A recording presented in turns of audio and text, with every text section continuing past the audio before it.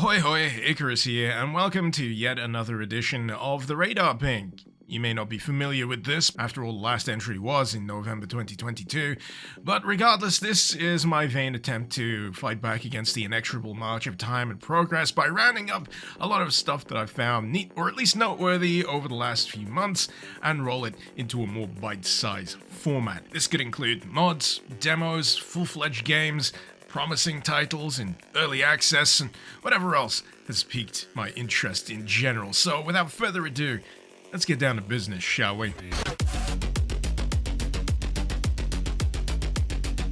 I feel like we're firmly in the saturation phase of BOOMSHOOT as a subgenre in general. Seems like almost every month there's a dozen titles that suddenly pop out of the woodwork, which is why I'm all the happier to see titles such as INCISION stand out from the crowd. INCISION is certainly a title you'll vibe with if you found yourself having a high degree of fun with the likes of Dusk, satisfying weaponry, weighty feedback, and a world positively drenched in atmosphere so thick that you may feel infected by it. Truly, INCISION is an industrial biopunk nightmare of a game where metal emerges from flesh and creating all sorts of creative monstrosities for you to contend against, and also providing weaponry that may make you uneasy, but soon you may develop some kind of attachment for. Oh, and let's not forget the revolver, where if you time the twirl just right, you can deal ridiculous damage. In all honesty, I was really pleasantly surprised with INCISION. I went into this one practically blind, knowing not much more about it beyond its title and a few scant screenshots. But at this stage in its early access phase, with a full episode to its name, I'd say that INCISION is looking really promising indeed.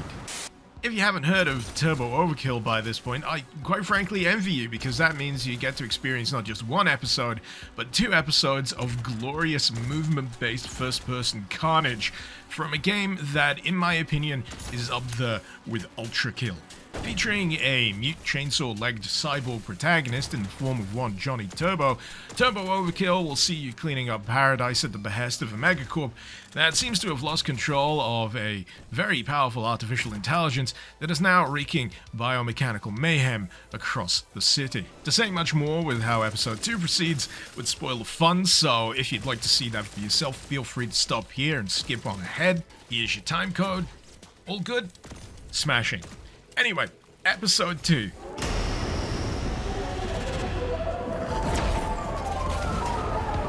God damn, does this double down on everything that made episode 1 an absolute joy to play. If episode 1 floats your boat, then episode 2 will assuredly tickle your pickle. There's a few extra mechanics in here, the likes of turbo time, the grapple hook, and also a handful of new, highly entertaining weapons.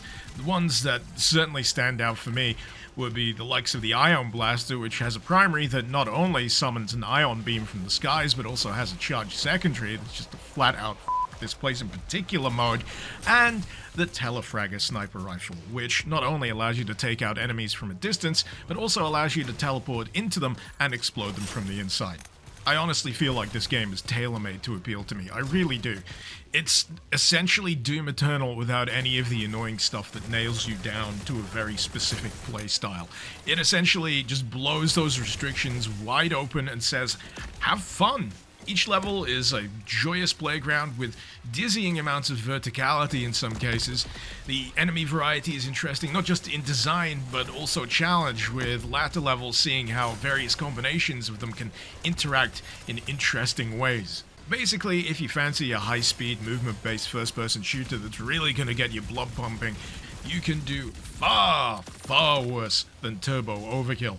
All I can really say at this point is episode 3 win.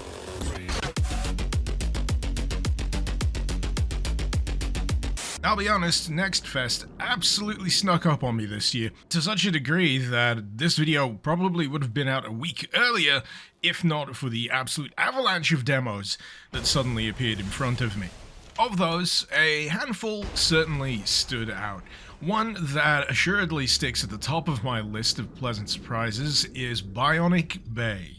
On the surface, this does indeed look like it could end up as yet another of those artsy, side-scrolling games about depression, but actually, it turns out to be a game about dying hilariously over and over, while traipsing through a world of, quite frankly, awe-inspiring design, making you feel quite aptly small against the vastness of this mysteriously monolithic alien machinery.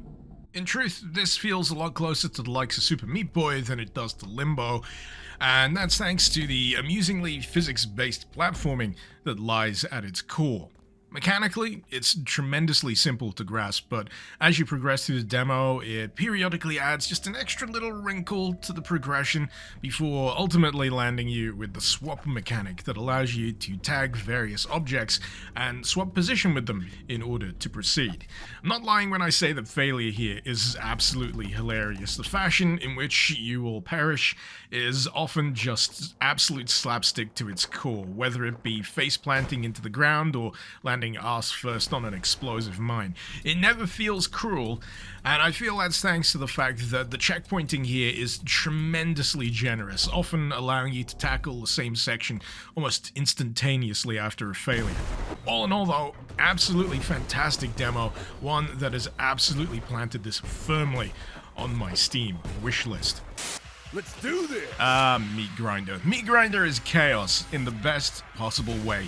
Imagine a fusion between Cluster Truck, Mad Max, and maybe a pinch of Duke Nukem, but really at its core is an incentive to keep pushing forward, keep moving, no matter what, jumping from truck to truck, kicking thugs out of midair, and shotgunning goons off their motorcycles. Why? Because if you stop, your heart rate will fall, and if your heart rate falls low enough, you start to die. Conversely, if you keep that blood pumping nice and fast, you'll be able to recoup health if you do take damage along the way. It is pretty much a game that knows just how ridiculous it is, and every step of the way just keeps escalating and escalating and escalating. And by the end of the demo, I was honestly wondering where the heck they'd be heading next, and to be honest, I'm there for it. It may occasionally feel a little jank with the way certain ragdoll physics operate and all that, but truth be told, that's all very forgivable when you've got a game like MEATGRINDER that knows just how silly it is and just full sends it. Very much looking forward to wherever that convoy of chaos heads next.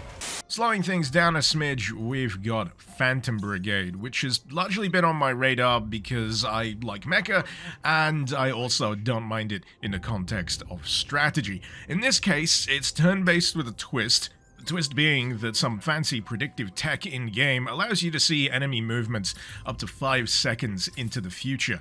You can then plan around that, placing down movements and queuing up attacks on that same 5-second timeline, and I'm not gonna lie, it caused quite a degree of pondering and chin-stroking as I tried to tease out the implications of whatever my move may result in next turn. It's very cool seeing the result of your actions playing out over that 5-second window, but yeah, it's not just planning 5 seconds into the future, it's also planning for the 5 seconds after that. And I can see for some people that being a little too much to wrap your head around. Stack that with mecha customization and squad loadouts and a greater layer of game on top of that sees you liberating entire regions, and yeah, it gets a little overwhelming. Definitely the kind of game that you're gonna have to take at its own pace, but still intriguing. I just hope I've got some more time for it in the future so I can do even more extended chin stroking.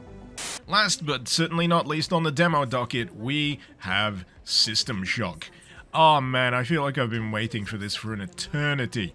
This remake has been there and back again when it comes to developmental hiccups, but at the very least, this first slice, this first floor of Citadel Station feels very true to the original while also offering up many modern contrivances that make it feel fresh all over again.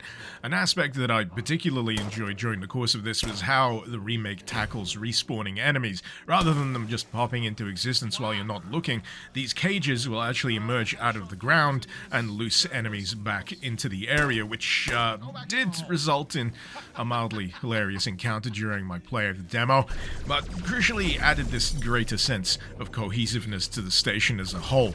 Personally, I'm very on board for the remake at this point. I feel like I've been playing variants of this demo over and over again, minor tweaks each time, but every time I've come back to it and given it a shot, I've enjoyed myself. That's not to say it's some kind of perfect immortal machine. No, there are a few things that could get a little bit more oomph behind them, particularly the melee versus things like mutants, because it feels like you're hitting thinner sometimes.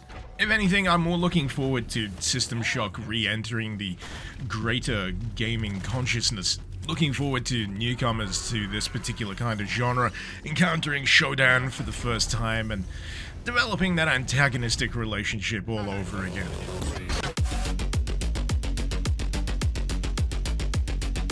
So I've been trying to ease my way back into Doom mods of late, and mods in general, and of course the gentle slope involved me trying to tackle a mod by the name of Archie. Oh my god, you're looking at the trailer for it, and Jesus Christ, what was I even thinking? So the lowdown on Archie is that it's this psychedelic nightmare trip through seemingly nonsensical levels that all have a singular theme running through the core of them, and that being a general distaste and dislike for the general elitism of the Linux community circa something 2014. I'm very sure that it goes much further than that in terms of content, but truth be told, my brain wanted out relatively quick, because a lot of the stuff going on here was just going straight over my head, entirely a world that I did not understand. I was intending to maybe dive in a little deeper, skip around a few maps as suggested by a thread on Doomworld, but truth be told, my brain was already the consistency of soup from having to deal with the first few parts of this damn thing, and getting it to relaunch was resulting in some infuriating errors that I did not have the compulsion to diagnose or figure out. In general, this is what happens when you try and have a look at a mod that runs on outdated versions of GZ Doom and features extremely complex layers of scripting. I'm sure it's all terribly impressive, but my god, pretty sure I'll have a better time just tracking down someone else who's done a playthrough on YouTube. Next up is an amusing mini-mod that I wish I had access to during the time I played through Archie, and that would be the F it button. What is the F it button? Well, it's a button that says F it, and when you're sick to the back teeth of whatever you're playing through and just can't be bothered fighting anymore, whip out the F it button, hit the F it button, and say F it to anything in your immediate vicinity. 10 out of 10. Sidestepping entirely out of Doom over to Stalker, we have a big fat mod pack by the name of Stalker Gamma. What does Gamma stand for? Well, it stands for Grok's Automated Modular Mod Pack for Anomaly, and as the title implies, takes advantage of the base Stalker Anomaly, which in its own right is already a fantastic way to experience Stalker once you've had your fill of the base games, and just sprinkles some additional fairy dust on top in the form of roughly 359 modular add-ons. It's ridiculous, it really is. Practically everything here is rebalanced or overhauled. There's a survival system in here requiring you to keep properly hydrated and fed. There's a crafting system that sees you hoarding parts for weapons and finding toolkits to ultimately cobble yourself something much better later on down the line. There's even a trust system amongst various factions where they'll only give you the good stuff from a trader once you've built up an adequate degree of rep. To say that there is a dizzying amount of systems at play within Stalker Gamma would be a colossal understatement, and I'm gonna be honest with you here guys, this is not something I would ever recommend to someone coming into Stalker for the first or even second try. Heck, I'm not even sure I'd say that about Anomaly. I'd say point yourself at Shadow of Chernobyl, truss it up with a few fixes and patches, and see how that takes your fancy before moving on to the harder drugs of other available Stalker entries. For me, however, I am absolutely a junkie for Stalker. I am not particularly good at it, but boy does it get me immersed. I will happily spend hours wandering around the zone in Gamma, and honestly, there's something about the way all of these mod packs interact in Gamma that keeps my attention much more significantly than base Anomaly. I can't quite put my finger on it, but I'm sure somewhere amongst those 359 odd modular add-ons is something that certainly enhances my personal experience. Everything here just feels like it counts, and as true as it was in the original Shadow of Chernobyl, the zone just feels alive. You'll get messages pinging between other stalkers in various parts of the zone, news that certain people have been taken out or various events have happened, many of which never ever requiring your intervention. It's honestly a gaming experience unlike any other, and one that I would heartily recommend, but yeah, I'd certainly say build yourself up to it before jumping into the deep end.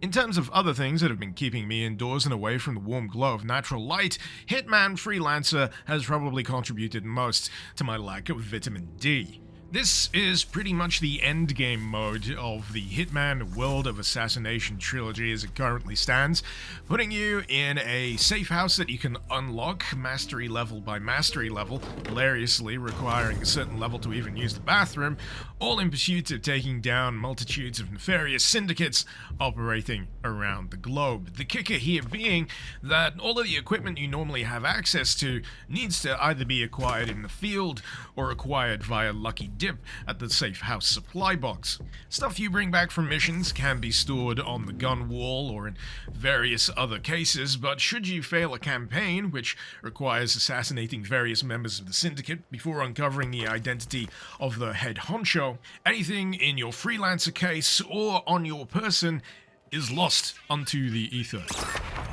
Granted, there's a lot of other elements in here that help soften the blow, things that you can buy back from vendors during the course of a level, things that you can keep stored on your gun wall between attempts at campaigns, but this roguelite element really brings into focus just how much you have to think about what you're doing when everything else is stripped away. It's addictive as all hell, puts a fantastic fresh spin on levels you may previously be very familiar with, and adds in additional challenges such as certain stipulations that will grant you additional murder currency, which you can then use to unlock weapons and tools for your collection. I'll be honest, unlocking various parts of the safe house and being able to customize individual elements of it is pretty damn fun too. An element of Sims to the murder lifestyle, which thankfully does not require murder currency, but is rather done via EXP and mastery levels. As I've said earlier though, this is a mode that certainly leverages map knowledge, definitely intended for people who've done more than their first share of main campaign assassinations, and even then spices it up with additional camera placements, safes for you to acquire additional murder currency either by blowing it up or discovering the combination, and even after all that, there's hardcore mode for the true masochists among us. But yeah, love it, addictive as all hell, would recommend, and is just an extra bit of value on top of the Hitman package as it currently stands, now that they've mercifully rolled that confusing trilogy of games into one cohesive pack. So yeah, that's about it for this edition of the Radar Ping. Hope you've enjoyed this jaunt through things that have taken my fancy over the last few months, and hopefully this clears the way for me to do a little bit more focused content in the short term. Now naturally, there were a few more entries that I was hoping to include, but sadly, time is finite. But if you're interested in my more raw opinions on any of the stuff I've played, the on-demand versions of the live streams where I covered most of this stuff is still available for a limited time over at twitch.tv/Mr_Icarus. In any case, feel free to let me know your thoughts on anything that I've covered during this edition of the Radar Ping. I'll be particularly interested to hear what other people caught during the course of Steam Next Fest. Doubtless there's a ton of stuff I missed that I may potentially be interested in, and thankfully those demos do tend to stick around even after the event is over. So yeah, feel free to let me know, and until next time, this has been Mr. Icarus. Thank you very much for watching. Icarus out.